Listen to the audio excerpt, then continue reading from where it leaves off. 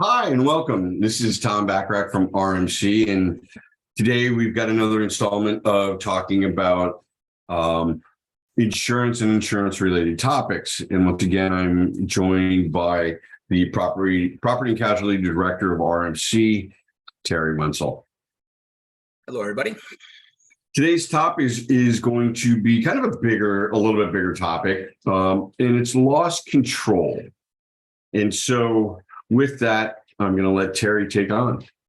Thank you, Tom, for that. One of our previous episodes, we discussed the benefits of risk management and those 5 benefits. And those benefits are reducing workplace injuries, lowering workers' compensation costs, also improving employee productivity, and also enhancing employee morale, complying with the legal requirements that each state might have within your state. And overall, the effective workers' compensation risk management can help create a safer, healthier workplace and also more productive workplace, while also reducing costs and improving morale and productivity for employees. Now, with that said, Tom, what are your thoughts on risk management and loss control? Well, I have many thoughts on that, and thank you for asking, Terry. You know, when you think of risk management and loss control, what you're ultimately trying to do is reduce the severity of those losses and reduce the number of those losses. And that can be accomplished in a whole host of different ways. And, you know, most notably, it's starting off with the kind of the easy things like getting a better fire extinguisher, or maybe improving the sprinkler system, or, you know, if you're in a situation where you're in a manufacturing company, looking at those tools and those circumstances and those things that you use to manufacture. Do you have all the appropriate shields and guards on those type of things? I know that a lot of times it might be in the pursuit of profit to be able to do something quicker by reducing some of those things. But what you've then effectively done is increase the probability of loss. And you can actually track that backwards as to those losses are caused by X and not having that. And so it's looking at those loss controls and saying, okay, what can we do as risk managers, as business owners, to reduce the hazards that your employees and that your customers and those people that you are working with you on a day-to-day basis are not coming in contact? Because the best way to reduce loss is to reduce the probability of it happening, right? Very easy. But it's also silly little things. And, you know, as crazy as it sounds, you watch TV, we watch, you know, mayhem on what is it, Allstate, Liberty Mutual. You see Progressive asking you to put, you know, a lighter, you know, something in your lighter to monitor how well you drive. Well, those are monitors. That's part of what they call the Internet of Things. And that's part of artificial intelligence monitors, mechanism, gadgets, whatever you want to call them, that is helping to understand what is going on, what are the systems, what are those capabilities, and what is actually happening in those procedures or those moments that potential losses can happen. Are we putting cameras in our in our trucks to see how well those drivers are doing? Are their eyes staying on the road, or were they, you know, looking at something else, down at their phone type of thing? So there's lots of different ways to look at this and say, hey, how can we help with risk management, but also, you know, going back and doing block and tackling for just basic loss control. So that's just one of the ways of doing it, using, like I said, the Internet of Things, because the more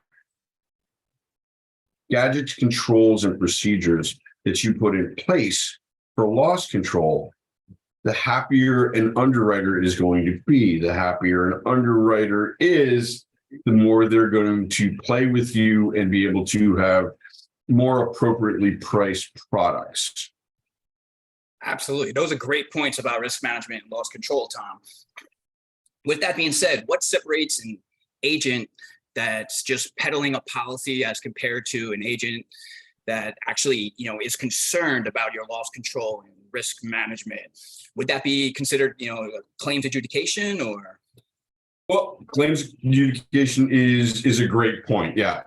It is looking at it and saying, okay, now that we've got these loss controls, can we look at this and say, are you looking back over your last 2 to 5 years or so of losses? And do you have claims there that are just sitting accruing interest or being a drain against your reserves that is going to make an underwriter have to increase the price of what your probability of pricing is going to be?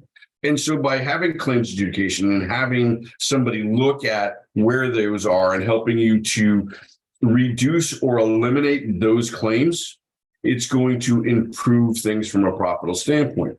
We had a circumstance recently where we had a electrical contractor, fairly large electrical contractor in a major city that had a claim that was 5 years old. It started off as a claim that was about $500,000, but because it had wasted so much time just sitting in there and not being adjusted, it had grown to just over $3 million.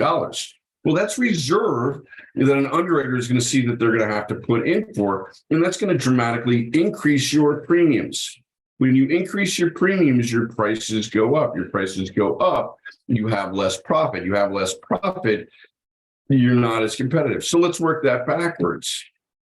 If you have good loss control, good risk management in the forms of what those methodologies and procedures are that you can do to help reduce those costs, and you have good claims adjudication, then you've got a method that is going to hopefully ultimately reduce your expenses, reduce your losses. If you reduce those losses, your premiums may either stay level or go down. If your premiums stay level or go down, you're going to have a greater margin. Greater margin means greater profit, which means you can then be more competitive with your services because you're not as concerned. So loss control, risk reduction make you more competitive in what you do on a daily basis. Wow, that sounds great. And fantastic information there, Tom. Perhaps one of our next topics should be why a business owner should opt for RMC's free comprehensive review. You know what? If we're looking at this, yes, it's the bigger picture. It's looking at this holistically. We can talk about different subjects like cyber that we've talked about previously, or we can talk about loss controls. But if you haven't looked at your insurance coverages in the last 2 to 5 years, then the question is it being covered appropriately? Is it priced appropriately? Do you have the right coverages? And so again, it gets down to how much more efficient you can be. So let's talk a little bit more in our next conversation about the value of a comprehensive review and what that entails. Sounds great to me, Tom. Looking forward to it. All right. Thank you, ladies and gentlemen. We will be back to you shortly with the values of a comprehensive review. Thank you. Thanks, Terry.